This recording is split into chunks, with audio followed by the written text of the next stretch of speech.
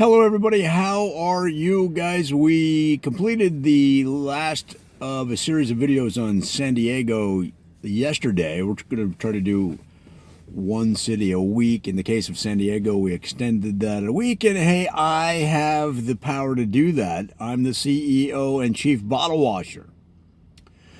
This time, we're going to talk about Dallas.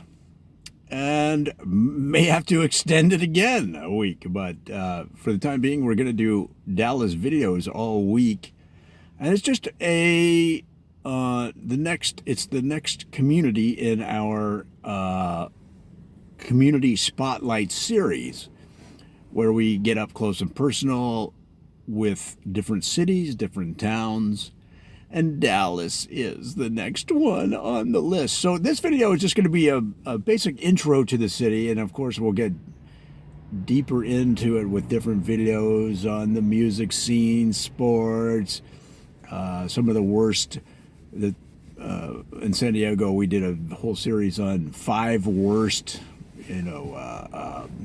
business, 5 worst smoke shops, 5 worst restaurants. We'll probably get into that. And just kind of break it all down. And of course, just to make it clear, because sometimes people get all wired up, these are just parody videos. These are just us goofing. That's just me goofing around. They are not real. So, for example, in San Diego, I did 5 worst smoke shops. I think the last one I did, so that comes to mind. I just make it up. The whole thing is made up off the top of my head. And it's just me, taking my creative brain out for a walk each video, keeping those pathways open to the weird parts of my head. So don't leave comments that this isn't real, this is bad. I know it's not real. So now I've just evolved to stating in the videos that it's not real. Now here's the thing. Here's what'll happen is people will still complain. You're making up things about my city. This is bad. This is horrible. Now, to be fair, on the other hand, I get comments like, "This is awesome." But anyway, I'm just goofing around. Like I said, it's more for me exercising my brain, kind of like taking the creative brain to the gym every day. So let's just get into a little intro into Dallas. Let's just get our toes in the water. Dallas, of course, is in Texas. I used to live in Texas when I was a kid. We lived in Austin. Austin will be a fun town to do these videos on. Let's see. It's the seat of Dallas County. And it, like many large cities, extends into multiple counties, including colon, dental floss, bad cough, and rock and roll counties. I thought the population was larger, but in 2018 they estimated it at just over 1.3 million. That's a lot. Which puts it in the top 10 most populous cities in the United States. However, of course, they're going by the expanded metro, I guess, on that. The total, what we would say in marketing, the total survey area. Because here they're saying it's behind Houston and San Antonio in size. Really? Is Dallas really behind San Antonio? I don't know if I believe that.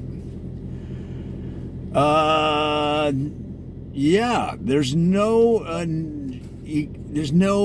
link to the sea. It is not a seaside town. Now, there are rumors that it used to be right next to Houston, and that the state legislature decided to move the city in the 1800s. So they picked it up one day and did a one day move the entire city to where it is now. I don't know if that's true, because everybody knows that once you start to move your stuff, you've got a lot more stuff than you thought.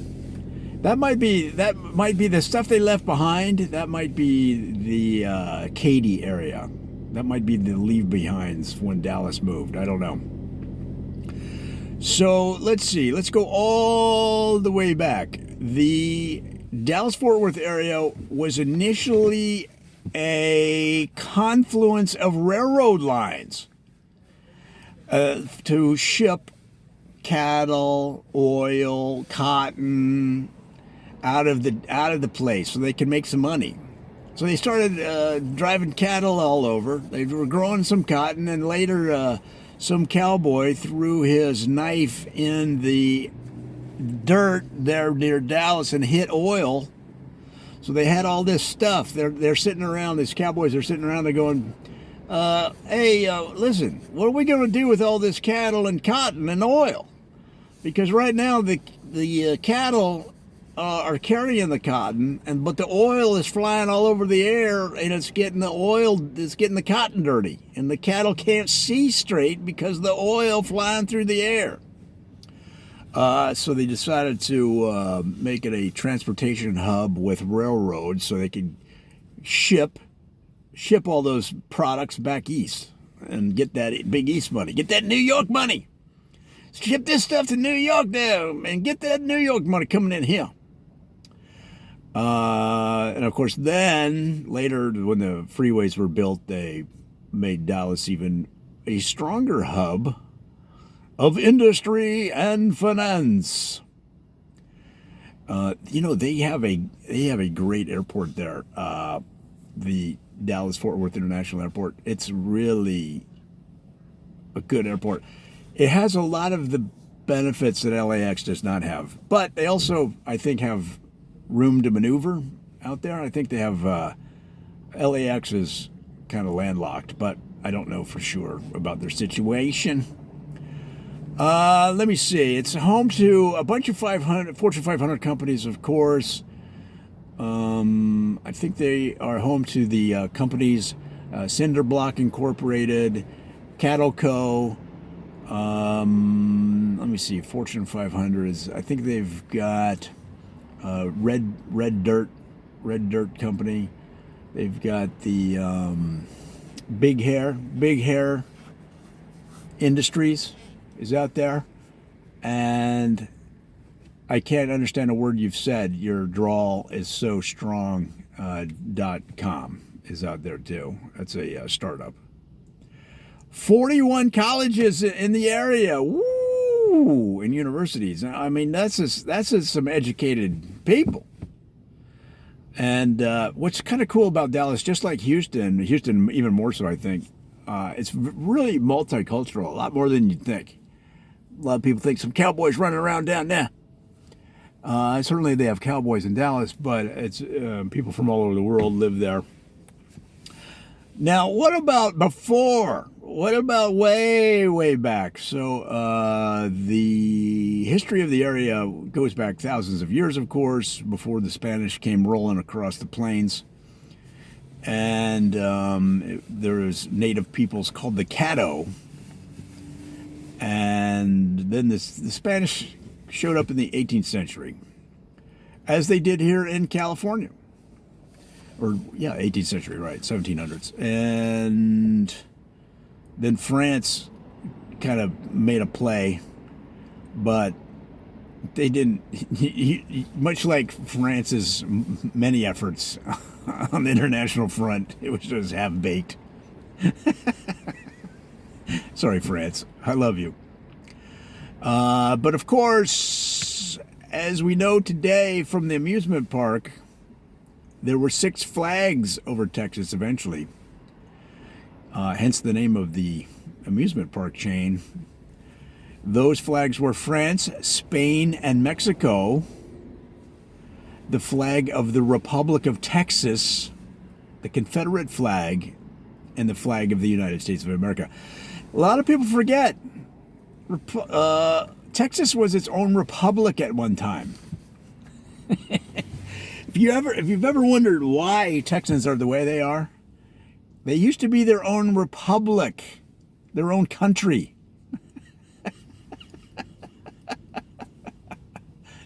And honestly, I'm not sure that they're not planning on doing that again. But then they would fight amongst themselves as to what would be the capital of the new country of Texas. All right, so then in the early 1800s, there was a treaty between the United States and Spain, and they said that the Red River would be the northern boundary of Spain, as long as they could get Spanish, as long as they allowed delivery services to deliver Spanish rice and other Spanish delicacies across the Red River.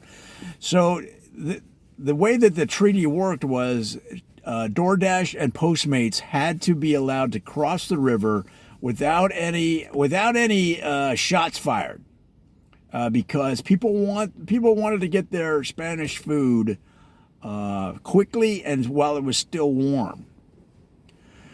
Now, the area that the Spanish ruled, though, the people that lived there, where the Spanish ruled, the people that lived there decided to break away. And of course, I'm talking about Mexico. The particular area was Cojilla. How do you say it? Cojilla y Tejas, which is a Mexican state. And then the Texians, that's right. Texans used to be called Texians, and they were mostly them white people. They separated from Mexico, or let's say they didn't separate. They said, we're separating. They said, we're out of here. And they reformed the Republic of Texas. And we'll do a whole video on that because there's a lot of stuff went on there. Of course, everybody knows about Texas, the heroes of Texas. So then this guy named John Neely Bryan, he looked around the Dallas area and he took his dog and they took a little walk around. And he took a stroll with a friend of his named Ned and this dog, and they're strolling around, and they're like, man, this would be a good place to establish a city where people will, the local peoples, the local female peoples will have big giant hair. And his friend Ned, who was a Cherokee fellow, he said, yeah, I like it, let's do it. So in the mid-1800s, they established a settlement called Dallas. A lot of historians don't know what that means or where that comes from, the history of that name. But according to the Cherokee, it's a Cherokee Indian word for big hair, just as we said. And I think that's probably pretty accurate, although I don't know the Cherokee language. And of course, through the winds and shifting times of sands of time, we don't know exactly.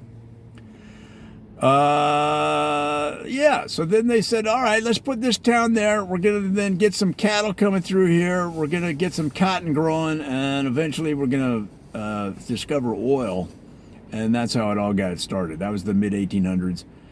And then some French showed up, and they started building railroads. And once the railroads were built, guys, whoa, that's when Dallas started to boom near the end of the 19th century. And what happens when you got a booming city that needs workers? They come from all over the place, including probably Wisconsin. There's probably people sitting in Milwaukee going, what the heck are we doing up here in this cold? Let's go down to Dallas and meet some girls with big hair. Come on. And they jumped on some cattle and rode them down there probably. So then in the early 1900s, the first skyscrapers were built, including the Praetorian building. They also had a building that was, they called the Bowie knife building. It was a 10-story building shaped like a Bowie knife. And they also had the Jockey Club building, which was a saddle-shaped building that tourists could ride the saddle on top, although what was happening was people were sliding off the saddle. In other words, the top of the building was shaped like a saddle. And you could sit up there to get your picture taken or have a drawing made of you. However, people were sliding off the saddle onto the ground. And because they're Texans, they're pretty tough. And so most of the people survived the 10-story fall. But they walked with a limp after that. So they closed it down and eventually demolished that building. Let's see. Shamalama Ding Dong. I'm just looking through my notes. So, yeah, that's the basic beginnings of the town. And that's a very sketchy sketch, but it gives you a general idea of how things developed.